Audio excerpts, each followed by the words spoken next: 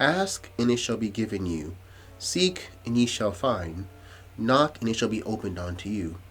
For every one that asketh receiveth, he that seeketh findeth, and to him that knocketh it shall be opened. Matthew 7, verse 7 and 8.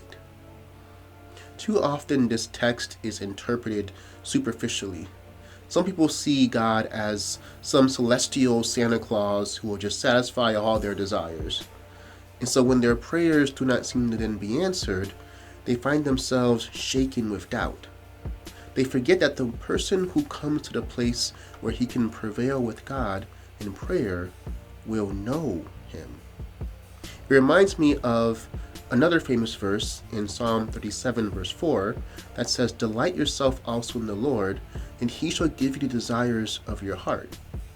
Many people focus on the latter part of the verse, saying that God will grant you the desires of your heart, and they take that and run with it as if it is to mean that God will just make your wildest dreams and desires come true if you just ask.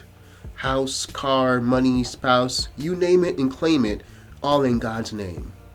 But the first half of the verse is actually the crucial part. Delight yourself in the Lord. That is the prerequisite. That is the condition. Because if our delight is in the Lord, then what is pleasing to Him will be pleasing to us. And if that's the case, then that means that our desires will be more aligned with the Lord's desires. And if our heart is aligned with God's heart, then of course God will give us our heart's desires. Of course God will give us what we ask for. Would we like to reach the spiritual maturity where we can ask and receive, seek and find, knock and enter? Such accomplishments are not for the careless or selfish opportunist. Only as we learn to make right decisions in the presence of God can we expect to be entrusted with greater experiences and greater responsibilities. Only as we seek, ask, and knock according to the will of God will we be able to receive, find, and be open to the blessings of God's answered prayers. And as always, think on these things.